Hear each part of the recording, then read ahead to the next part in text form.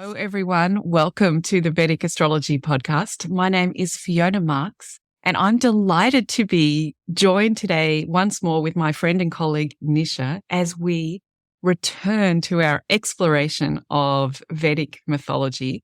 Today, we're going to have a look at the moon mythology that we use in Vedic astrology. And between the two of us, see if we can navigate our way through to finding those gems and inclusive elements in the mythology that sometimes we can find the language a little bit exclusive. So that's our goal for the day.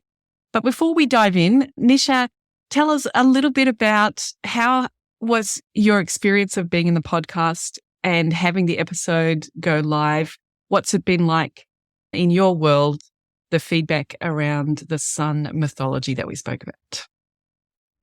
I think the overarching opinion is that people are learning a lot, not just about just like what Vedic astrology is, but just symbolically how they can internalize what's going on in their lives. And it's just really opening their eyes to how Vedic astrology can help them on a practical level.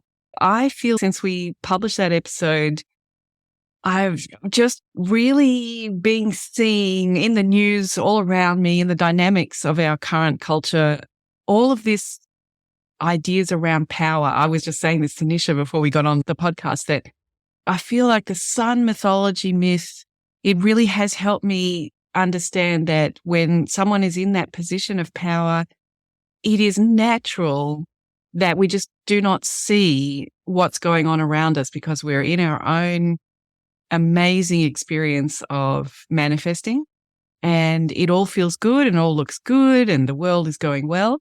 And perhaps from those positions of power, we don't see the experience that others are having. And I feel like the sun's partner was trying to communicate that, and the sun just really didn't pick up on that. And she was very creative in her way of dealing with it.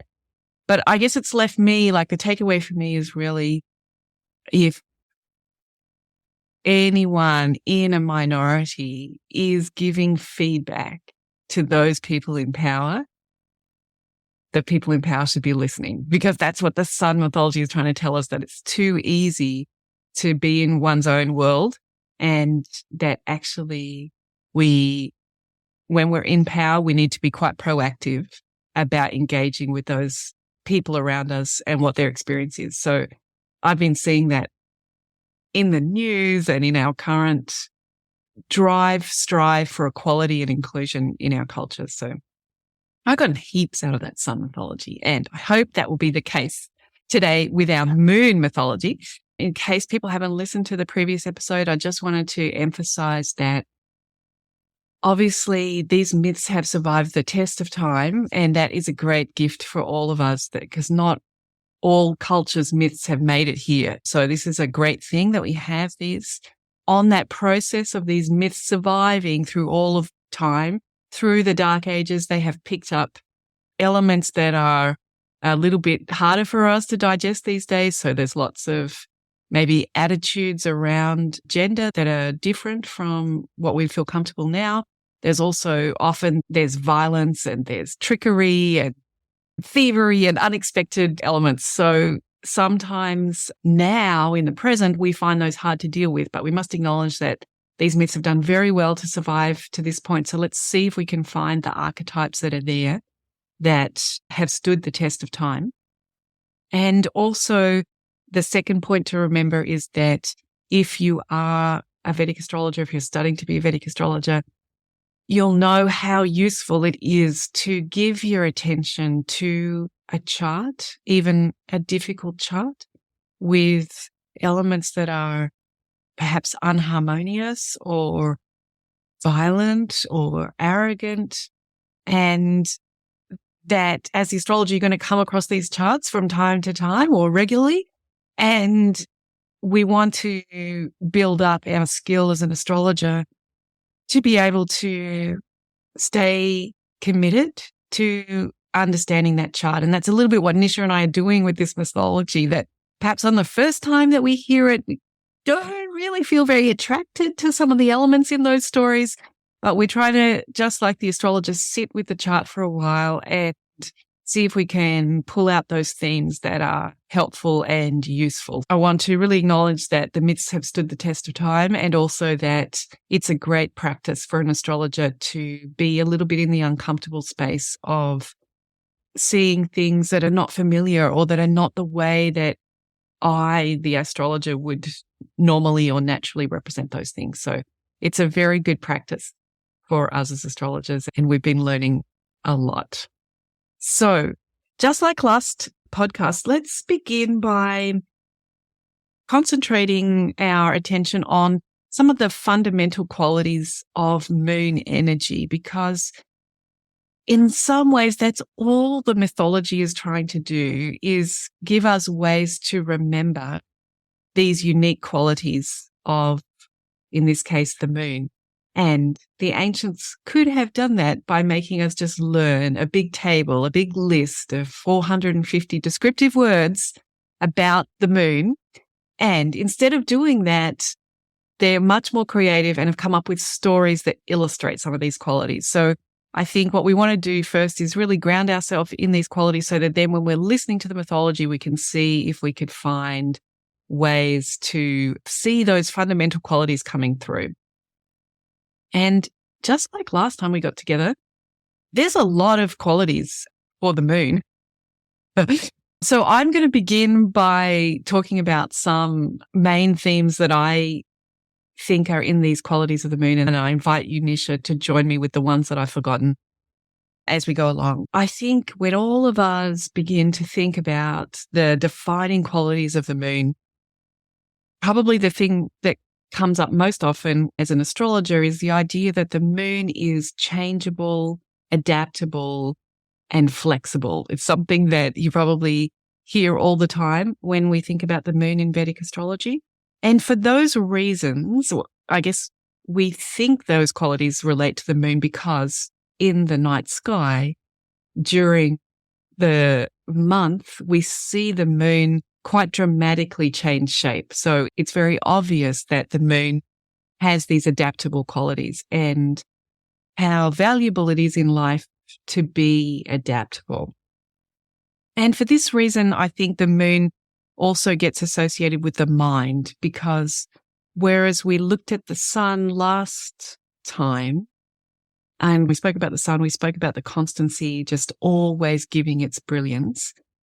And whereas here we have the moon dynamically changing before our eyes from one night to the next, from one day to the next. And this reminds us of the mind, because whereas our soul journey is maybe a very deep, profound, constant drive in our life, our experience of the mind is a lot more changeable, that it's getting distracted by things and its attention is drawn in one way or another way. And actually it can be quite a skill in life to learn to have a good relationship with one's mind and give it the amount of attention that is useful and productive, and to not allow the mind to run us around like a puppy. So that some of these qualities of the moon, I think, are changeable, adaptable, flexible, and the mind. But just like we had with the sun, we had a dichotomy going on, the two poles going on at the same time, which, if I remember correctly, with the sun, it was around the sun being alone, but also the sun creating everything, all life. So it was this doing those two things of being alone, but being very protective over creation. And the moon is a little bit like this too, that it's changing all the time, but actually it's endless. It's always there. And the fact that it's always changing is in fact what makes it very predictable and very reliable. This idea that the moon is flexible and changeable is in the context of the fact that it's endless and continues every day and every night to change in its regular pattern. So this is the first bunch of qualities. Do you identify with those qualities as well, Nisha, for the moon? Yeah, the thing that comes to mind is how we see the moon as a full moon. It only lasts for a short amount of time, whereas we think of the sun as always being very full and round. So I'm assuming that it's in its full glory for a very short amount of time. So the adaptability and the changeability mates with that kind of visual. It's everlasting and it's all changing, but there's always some sort of predictability to that change. The phases of the moon are the same. And I think that's telling to how our lives are to a certain extent. Eternally changing. It's a really interesting combination. And then there's a whole bunch of qualities for the moon around like the mother energy of the moon, the heart center, that quality of caring without self-interest, being very compassionate, gentle. We say that the moon has no enemies, and we also associate the moon with wealth. And we could say that the moon is entirely lovely. The mother aspect, that's always stuck in my mind. And it's really interesting that the mother aspect always, along with the material aspect, at first I thought they were like very different, but now it totally makes sense because the mother is very hands-on in a very material way. Yes, in a soulful way, but also in a very like the creation of life and seeing children out. Once a child, always a child, which is also a very material way of being. So it's not only with commerce, but it's with the physicality of the body and the life-giving nature of the moon. In getting ready for the podcast, I was looking at understanding how it is that we only see one side of the moon. This idea that there's this face of the moon that we see, and then there's, inverted commas, the dark side of the moon. So that if we think about that the Earth goes around the sun, and we call that a year, right? So the Earth's orbit around the sun takes a year, and we spin every day. So we spin 365 times as we go around this 1 year. But with the moon, it goes around in like this 27, 28 cycle, but it also spins only once in that cycle. So it's like for the moon, the day length and the year length, these are all in inverted commas, day length and year length are exactly the same. And it means that the moon is moving, but it's always presenting the same face to the Earth. And I feel like this is very much that mother energy, that the mother is always looking at the child and is always child-centered. The sun maybe is the father energy and has that constant fixed position that's so important in holding the family together and providing and creativity and confidence that the sun provides. Whereas the moon has this really caring view to Earth that just doesn't take its eyes off Earth. And although Earth is spinning around in those 27 days, the moon is just always looking at the Earth. So I feel like this is very much the mother energy. And I think, again, it plays with this idea of the moon being changeable, that it is very changeable, but in another way, it's constant. Beautiful dichotomy of the moon. And then a third area of qualities for the moon is the moon's connection with plants in astrology is very strong, right? We think of the moon as being almost like the sap that's running through plants, or that soma that's nourishing the plants from the inside. Therefore, the moon is protective of nature, of life. It's connected with fertility, the rhythms of life and nature. It's connected with the ocean and with all of these liquids like the ocean, water, and like blood in our body, milk, lymph fluid, all of this stuff. Going back to the liquids in the blood, since we're talking about some of the physicality of what the moon represents, women and their menstrual cycles. Yes. So I'm sure we're going to get into this, but it's really interesting because not a lot of that is being reflected in the mythology that we see. The relationship with the moon and relationship with the menstrual cycle, it's very direct kind of relationship. And the blood in the body, the hormones in the body, the changing phases of the moon. And another physical quality that didn't get on that list, actually, that should be there is like rhythm, that the moon rules music and rules that regular beat. These qualities of the moon are showing us that nature has this expansion and contraction energy. And that's one of the fundamental properties of living beings, whether they be animals or plants, is this expansion and contraction. Just like the moon is expanding to full and contracting to new moon, And just like the female menstrual cycle is expanding to be capable of gestating a child, and it's also contracting to detoxify and release that to keep the body healthy and to keep the body pure or free of toxins. So the moon has so much to teach us. Then a fourth area of qualities of the moon, more like physical qualities, like it's luminous, it's white, it's magnetic, it's reflective, it's pure sweetness, it's pure heart.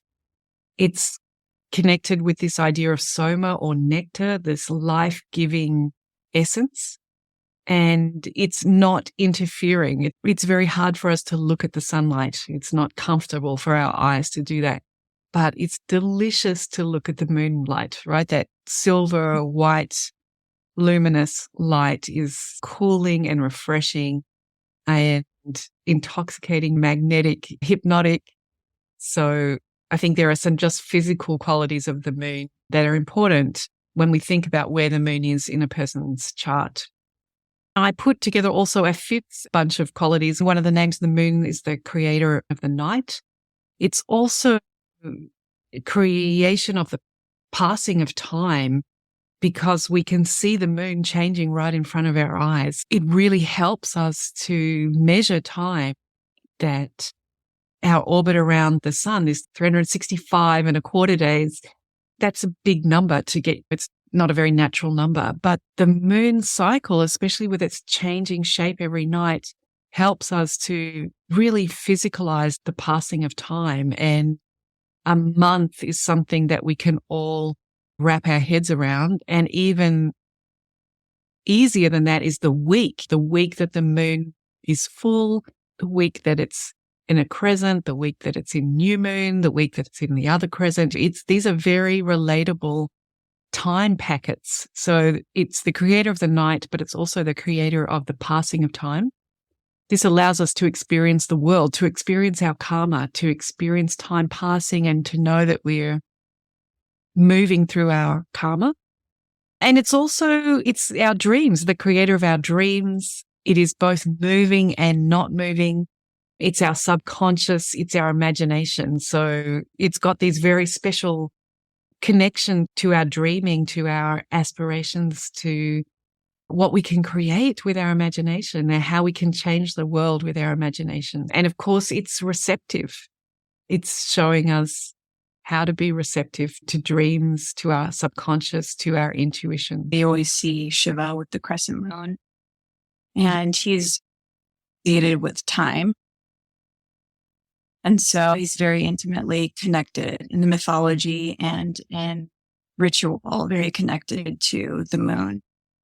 And another thing that comes to mind is how the moon represents the subconscious. And in terms of receptivity, being in a meditative state, to me, in a lot of times, is cutting through all the stuff that all of us humans go through and having a practice to finally be open to the goodness of how we were created and being receptive to that. So it seems to me that a meditative state can represent that, as well as just like a conversation between yourself or your higher self and God, and however you describe that. Yeah, I think that's really important what you're bringing in, because in some ways, what I didn't put on that list was that the moon is connected to the feelings, to our emotions. And I guess it's on the list because we talked about the heart, and we talked about water, and we talked about change. So all of these things tell us about emotions. But the Shiva connection is really important, isn't it? And I think this is a really nice introduction to speaking about the mythology, because in some ways, the mythology we're going to cover today does talk to us about how to be detached with one's emotions, or how to be mindful and observant of one's emotions, and be in this experience of the moon, which is incredibly changeable and at the same time endless and enduring. For me, the myths that we're going to talk about are a little bit encouraging us to develop this relationship of equanimity with all of the changes that are going on. So then let's take that invitation to dive into some of these stories. And we've got a few stories with the moon, haven't we? It's not just one. Where would you like to start today, Nisha?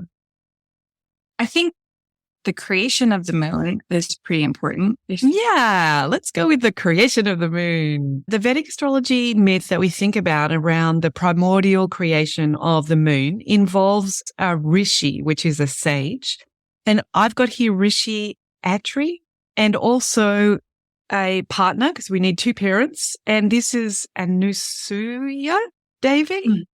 And she's a daughter of Brahma. So we have once again a kind of God and human being involved in the creation of the moon. And Chandra, the moon, is born as a boon from Brahma to the parents for their purity.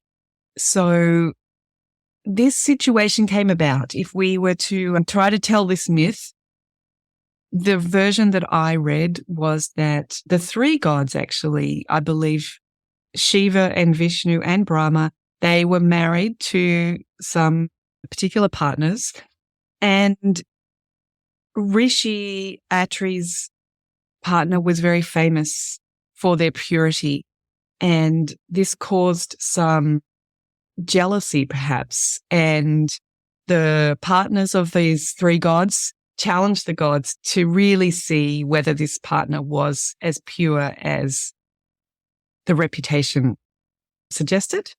And so they came up with a scheme to ask the partner to feed them naked.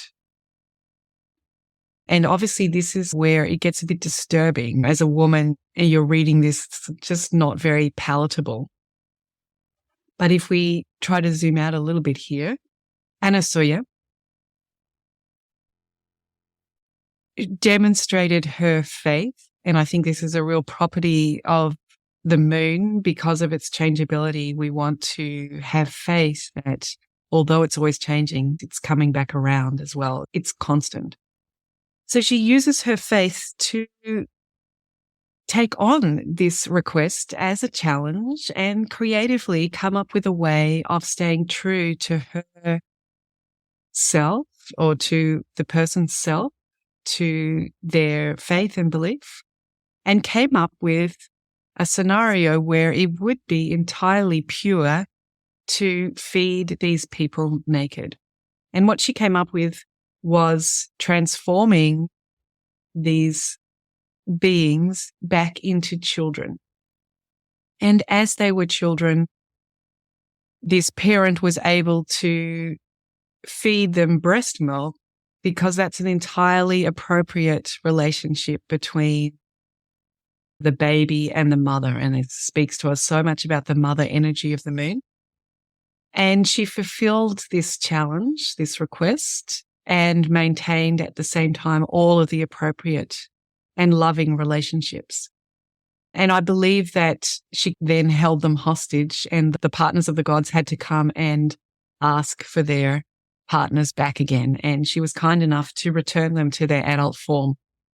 And each of those gods then, Shiva and Vishnu and Brahma, gave a different boon. And it is in the process of that boon that Chandra was created. But the creation of Chandra actually required the other parent as well. So the Rishi did a particular discipline. The Rishi undertook a commitment to remain still.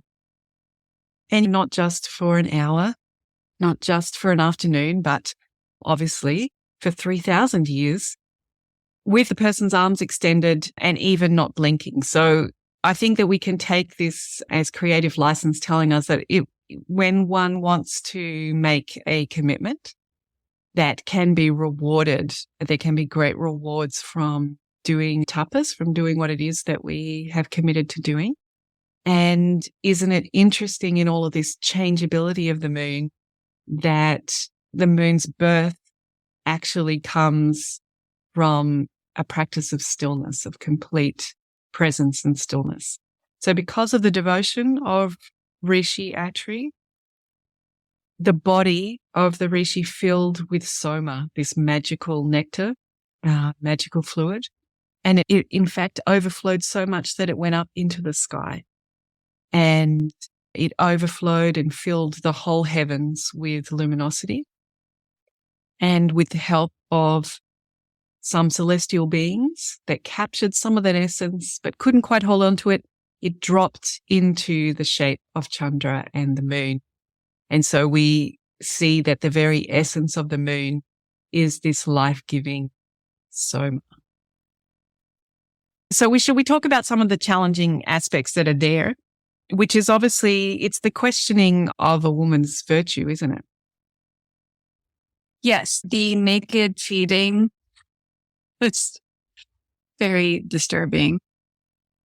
And so the cleverness is what is being highlighted. And of course, in my estimation, cleverness, of course, can be shown in a multitude of ways, but this one is based on a woman being naked, which seems to be a very common element within all these myths. So that I would say is disturbing. And I would say it's not only disturbing for women. I would say that if anyone, a male or anyone, was being tested for purity based on being naked, it's a challenging premise to be tested in such a way or find it necessary to be done in the first place. As you were relating that, I was also having that feeling that in some ways this myth is trying to empathize with women or with minorities, with marginalized people that are put in difficult situations. So this mythology is trying to acknowledge that happens all the time and to have faith that there's going to be something good that comes out of this. I don't like being put in this situation. I wish that I wasn't being put in this situation, but life is full of challenges. And this mythology is trying to show us that here's something that one thinks is impossible, that is just a really horrible challenge.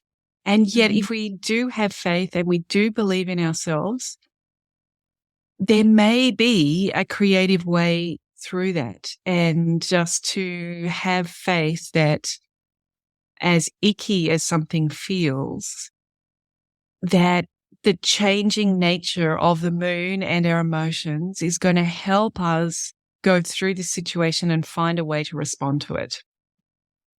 But maybe we can take some consolation that even a goddess or even a god who is well known for their purity is going to come up against tough situations. So don't take it personally. Other people get jealous. That's normal. And this is a chance to be playful and creative and come up with something unique, which was certainly achieved in this situation. I think it's really interesting, isn't it, how the moon is always associated with purity, and that in mythology, women can carry this burden of purity. Maybe that's not correct. I'm sure there are male gods who also have to prove their purity. But it's really interesting because the moon is all around this detoxing thing because of the full moon and the new moon and the full moon and the new moon.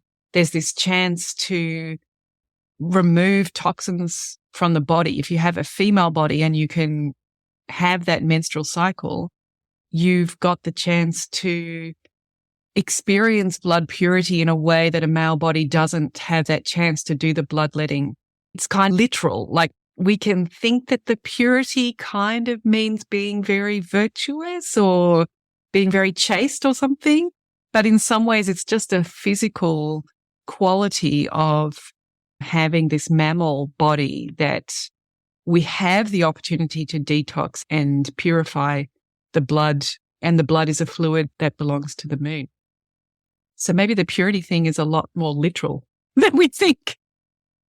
Yeah, I prefer that interpretation because I think purity has a lot of, especially in today's world, if we're going to bring this down, that kind of thinking has a lot of very serious consequences. The word has been defined in a multitude of ways based in religion and before then probably based in mythology. And like you said, it's probably not all women, but it's a lot of times young children and women who have had to have held that burden. And through just our anatomy have been tested in certain ways in reality for that sense of purity. And just like what you were saying about the bloodletting, I think it's also really interesting that in terms of the detoxification and healing properties, how in medicine to heal XYZ ailment, they would bloodlet as a way to cure disease or at least to mitigate it. Yeah, I think it's something that we don't honor enough in our society, this gift of being able to release through the blood. And I've always thought that maybe that's why women live longer than men, that we get this extra chance to purify a little bit the toxins that are maybe in the blood. Yeah, and I really like how with the sun, it seemed to me that it was very like its brightness was internal, but it was also very external. So there's a very definite, okay, other people receive my rays and get life.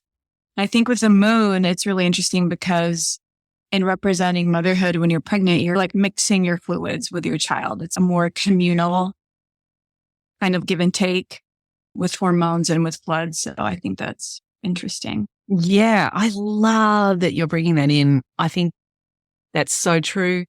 When I was breastfeeding, I read this amazing article that even during the breastfeeding, because it's like a suction thing, the child is sucking milk, but the woman's body is sucking in the saliva of the child.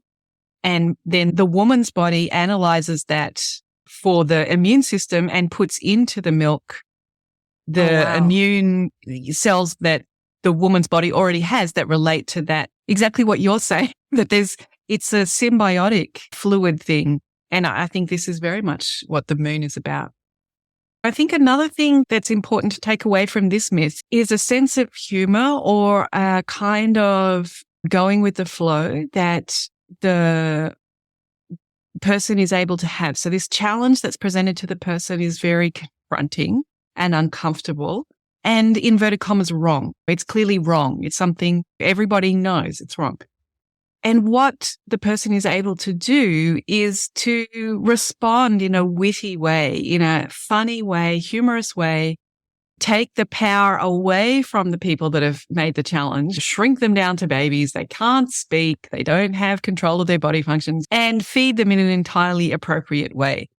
The moon in Shad Bala, when we think about the Ayana Bala of the moon, it actually thrives. It's at its best when it is in this humorous, go with the flow kind of way of dealing with conflict, that let's just take reality as it is right now and find a good way of resolving this conflict. And when the moon doesn't work well is when it crosses its arms, stands there and says, nope, this is wrong. You shouldn't be doing this. I won't stand for it. And has potentially a tantrum about the whole thing because the ideals are, this is wrong. You are being inauspicious. You should never have asked me to do this. And you just go stiff and stops. And although that feels like the righteous thing to do, so I get you. If you've got your moon in those positions and you feel like you should stand up for what's right and what's wrong, actually what Shad Bala is telling us in relation to the moon is that it is this going with the flow that the person demonstrates in this myth, that instead of putting the foot down and stopping the drama and causing a headbutting, like an actual conflict, the person is able to be adaptive. And that is what the moon can help us with in terms of conflict resolution if it's strong in lunar Shad Bala.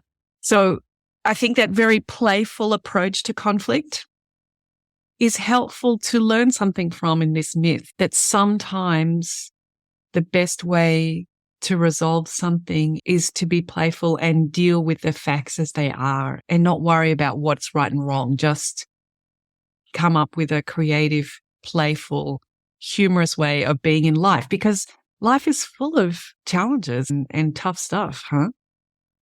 All right, so I've stepped up to the plate and tried to describe the primordial myth. Would you like to tell us a little bit about who the moon marries, Nisha? Okay, so the moon, Chandra, Soma, Chandrama, I've also heard, and there are several other names. She marries 27 sisters, who are also known as the Nakshatra. And Nakshatra means not destructible or indestructible, or that which does not decay. So keep that in mind because it's very interesting and relevant. So the moon marries these 27 wondrous sisters, and he ends up spending most of his time with Rohini. And the father of these sisters, Daksha, initially the sisters had gone to the moon and said, listen, Chandra, how about you spend some time with us? You're spending all the time with Rohini. Just make it a little equal here. And so they went back several times and he refused to. So then they went to their father, Daksha, and Daksha went to the moon and said, hey, you're spending a lot of time with Rohini. You have to treat people more equitably. And you have 26 other companions that you need to be spending more time with. So Daksha again gave him a couple of different warnings. The third or fourth time that Daksha had come to him, he had basically had enough because the moon still hadn't listened. So Daksha put a curse on him and said, listen, you're going to lose your luster. You're going to lose your vitality. You're going to lose your beauty.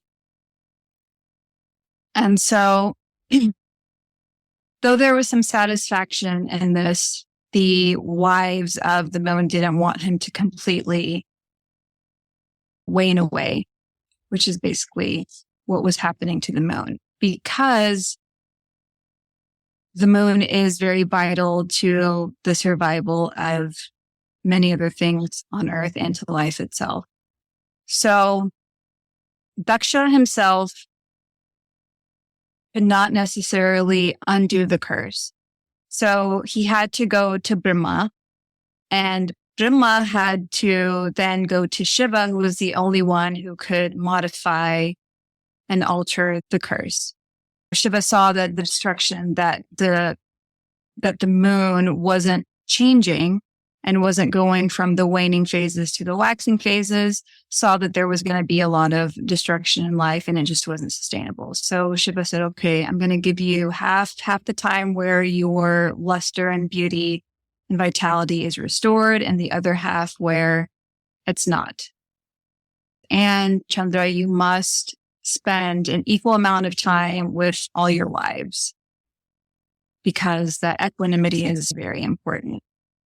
So that's where we get the phases of the moon, the waxing and the waning of the moon. And it's really interesting that Nakshatra means indestructible and that which does not decay, because they're holy beings in mythology as well. And it shows what we were talking about earlier about the endlessness of things and the continuity. And so that which does not decay is really interesting because it's necessary that just in terms of that detachment, that we do not, even good times, bad times, and the nakshatras represent everything from good, bad, ugly, death, so many different things that all of us go through every single month. And so if you stay too long in one area of your life, for whatever reason, too much of a good thing causes decay. And so that's where we are with that myth. And of course, what is hard to digest about that in some ways is the idea that once again, the women are mistreated, the wives are mistreated, and they have to really band together and rally to get somebody to do what they're supposed to do. I guess that's what's hard about it, isn't it? But from another perspective, what I found interesting about this myth, the other way around, was that there's no real story about whether the moon chose to be put in this situation. I don't know that the moon actually wanted 27 wives. And I think that because obviously, this mythology has survived largely because wonderfully the priests have kept a tradition going, and it's usually passed from priest to priest or in the male tradition. And here it is, it's arrived to us today.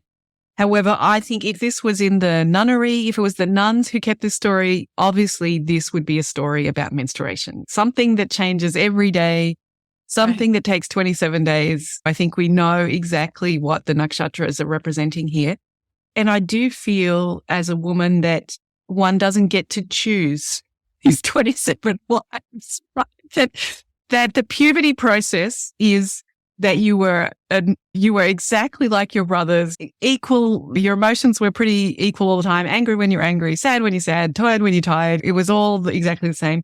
And then hormones come along, and suddenly you're on a roller coaster of these 27 different days. And I do feel for the moon, the male character in this myth, that he didn't get. I don't think he put his hand up and said, "I want to marry 27 wives." And I think that speaks about, if this was being retold in the nunnery, this would be that one doesn't necessarily get to choose this experience of so much stimulation and so much change. However, one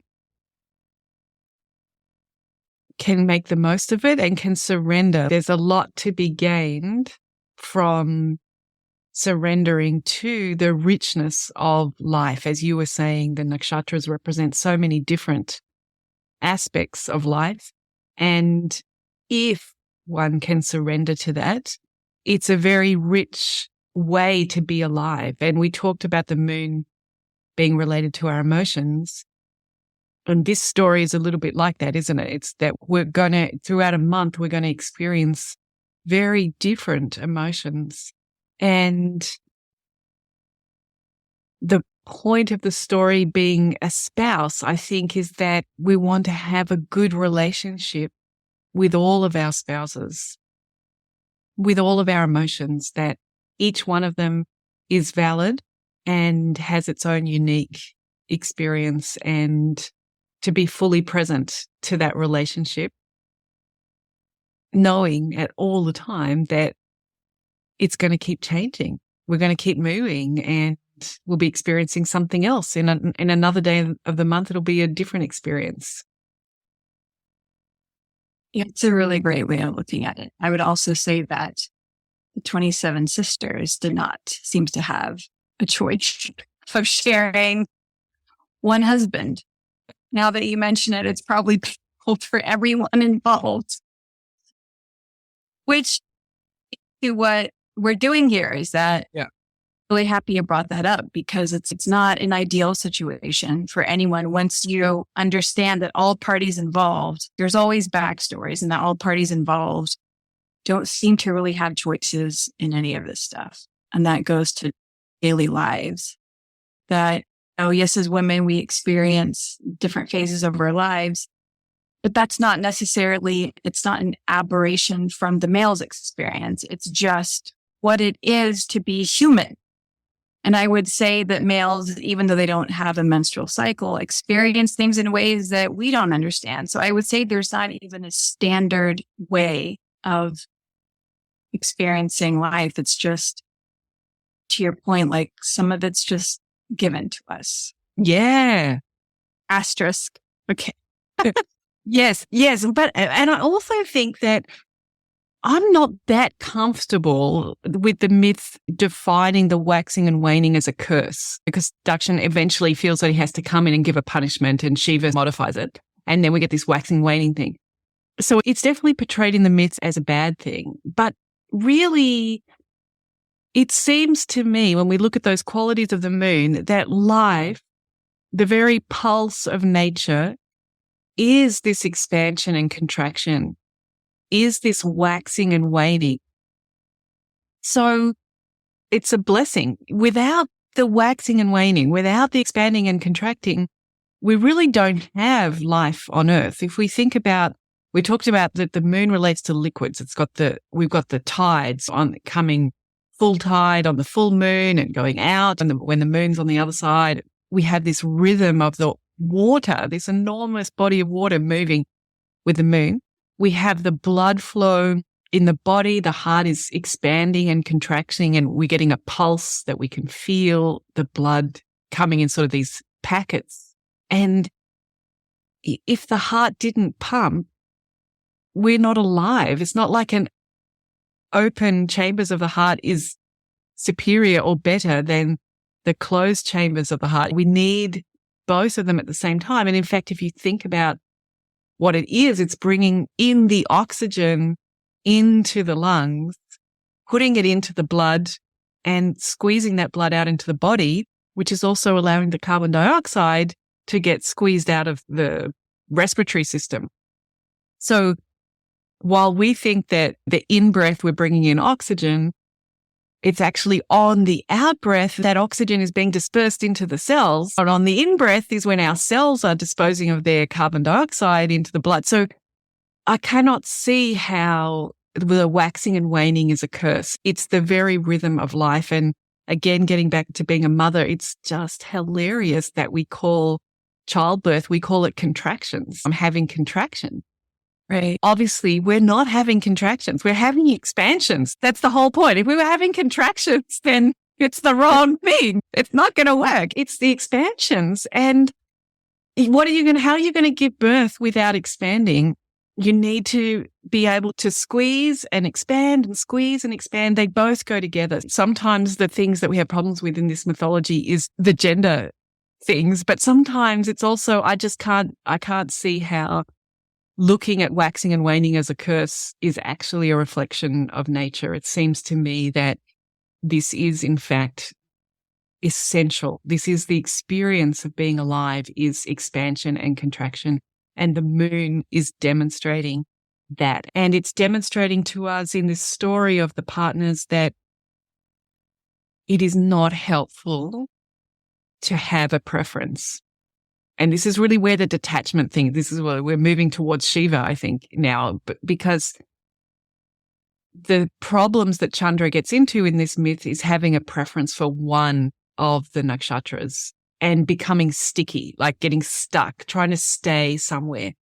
And I think this mythology is really trying to teach us that the moon and sticky don't go together. The moon it works best. The moon works best when it has no preference, when it is surrendered to the experience of being alive. And the nakshatras are a little bit like 27 different dance classes or whatever. You've got to completely throw yourself into salsa.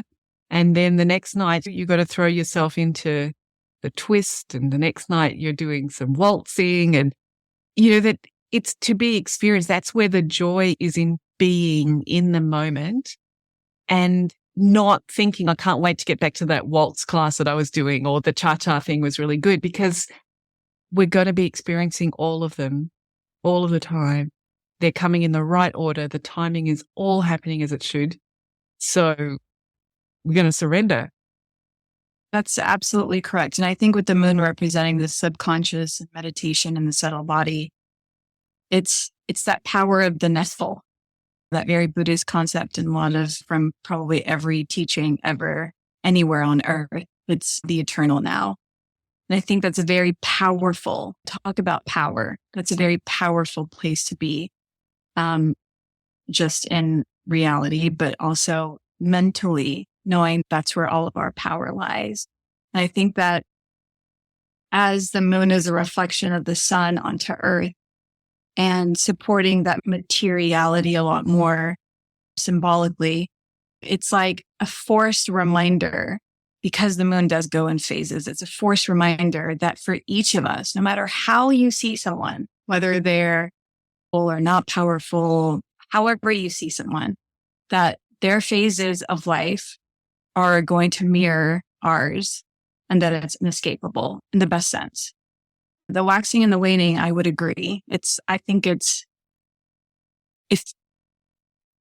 as a curse, like I see what they're trying to convey, maybe historically in the myths, because it could have been probably a scary time when things go dark. You have no other light source generally. But symbolically, I love kind of that cusp. I think it's probably my name, which means night in Sanskrit. But I've learned so much from the dark night of the soul or whatever, like going inward and having to really do a lot of that self-work and really surrendering myself a lot of times to what's happening. Because also what I find is that higher power, God, or the connection to all that is also speaks through other people. And you can't really hear those things unless you're surrendering to one of those 20 days, unless you're surrendering to the now. And when the moon is starving Mercury, for example, it causes Mercury to take things personally. And Mercury really has this great ability to be like rational and see both sides of everything and just use kind of words and logic to cut through deception. So Mercury really has this light quality of being able to see both sides. And yet when it's influenced by the moon, it loses that a bit because it takes things personally and it wants a particular outcome from its investigations or from its analysis. It wants the truth to be, and it's trying to find that answer. And I think this again tells us that where the moon causes problems is when it gets sticky. So when we get stuck and we want a particular outcome, we take things personally. This mythology is trying to say to us to completely surrender to the 27 dance classes and not take any of it personally. So be fully present and, like you said, completely in the now, not in the kind of, I should be better at this class, or I'm not very good at this. Oh, this is the one I like, or I love being at this class or whatever. Because that, when we start taking it personally, that's when we want something. And that's when the mind becomes harder for us to experience bliss, is when the mind is wanting something. It latches on to an idea or a feeling or a sensation that it would like, and it's chasing after that. So this story is helping us, coming back to that dichotomy thing of being completely surrendered, really experiencing something and not personalizing it, not holding it in any way, just being ready to let it go. So the story is helping us with the idea of detachment and having equanimity, even as we've been spun on the dance floor and we move to the next dance class and the music's completely different. And I think that this is something that perhaps when we look at the male telling of this mythology, sometimes the moon to me comes off a little bit like a metronome. It's like the rhythm of life, tick, tick. And I can see that in some ways that is a representation of the moon, but I feel that it's a much more dynamic. It's not just on, off, on, off, on, off. It's really being thrown all through the experiences of all of these phases of the moon. They really have an energy of their own that's very dynamic.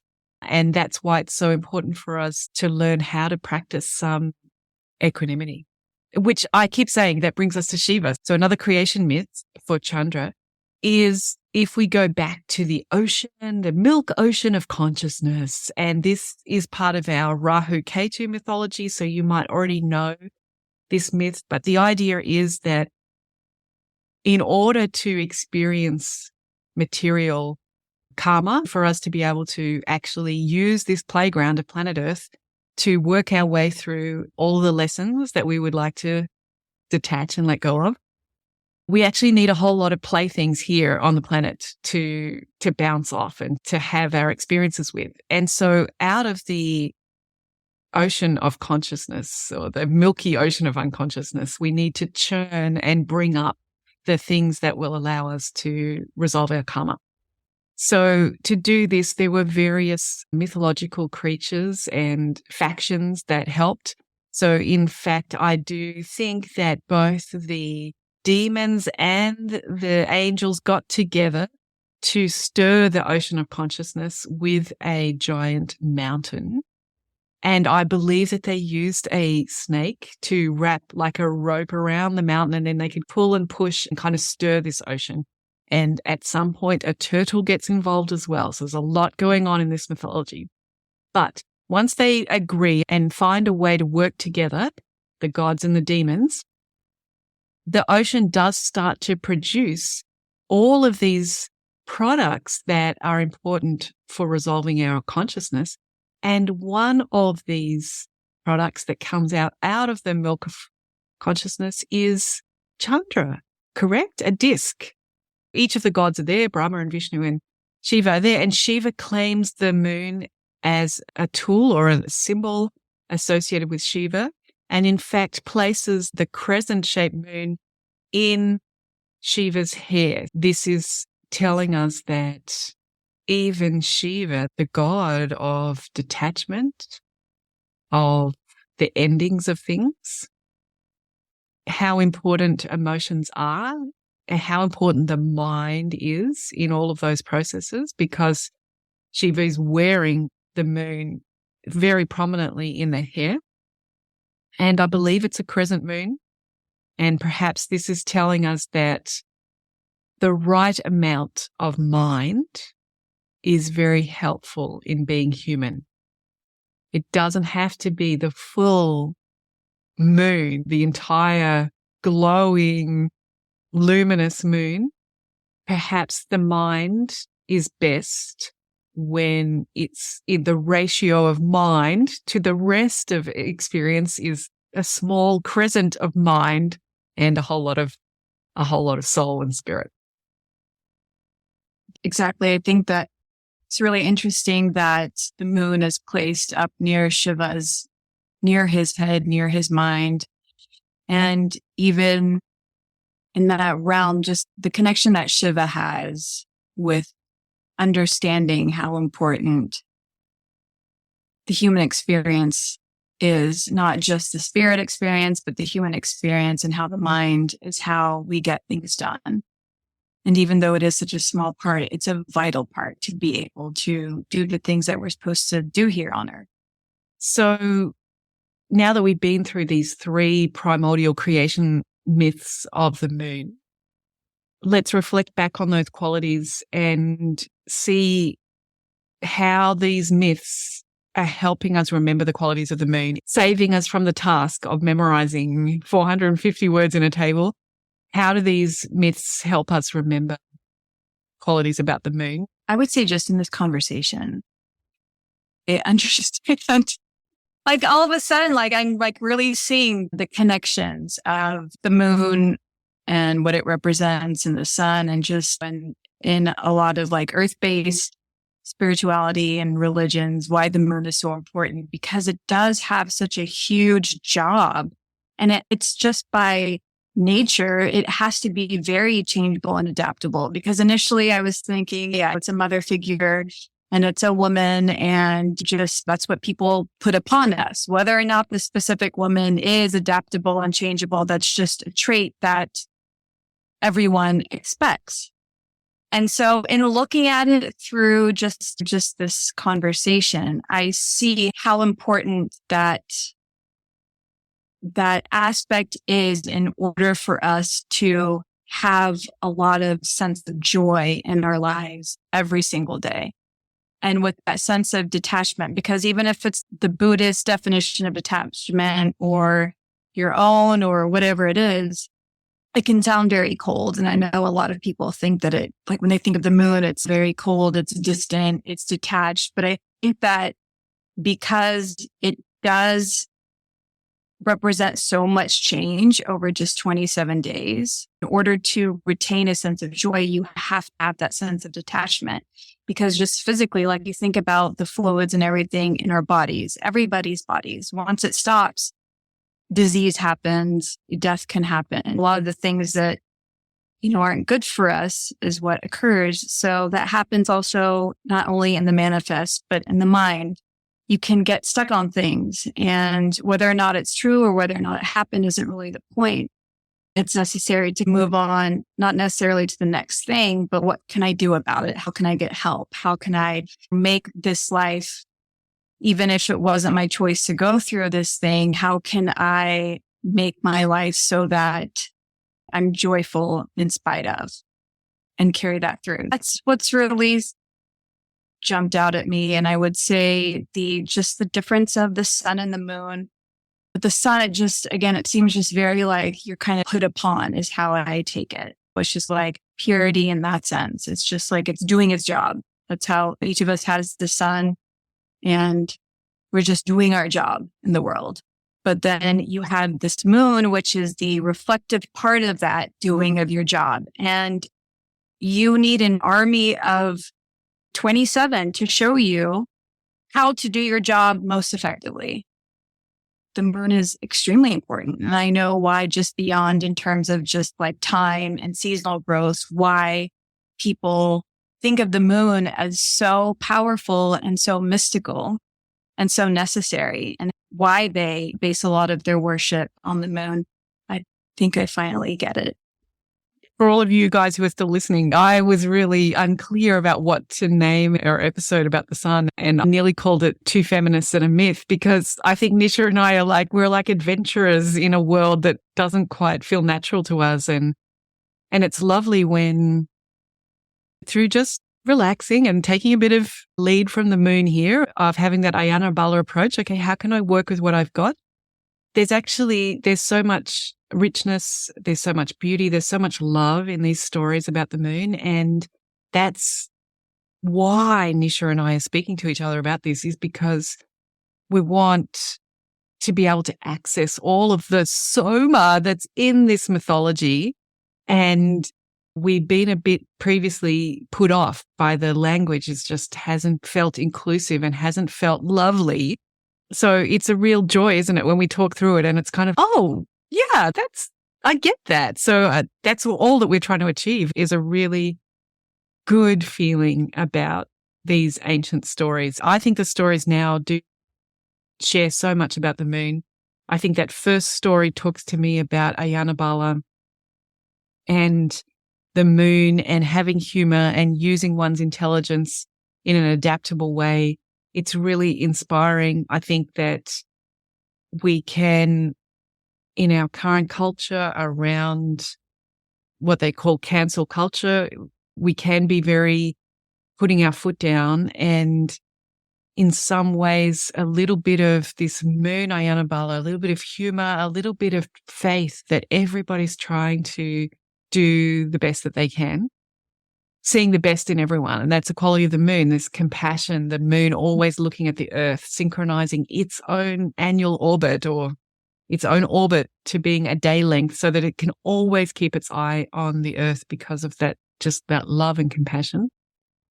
And then the second myth about the partners, the 27 partners, I just think that is a menstruation myth. I wish I had heard it when I was 13 or whatever. I think it would have helped me get on board with the incredible ride that menstruation is. And then the Shiva, it really emphasizes, doesn't it, how important the moon is. It talks to us about the mind and how the moon and detachment go together through complete surrender to the now. So it's not, one doesn't achieve peace by withdrawing. One achieves peace by surrendering to the experience. It's been lovely to speak about the moon, to go through this mythology.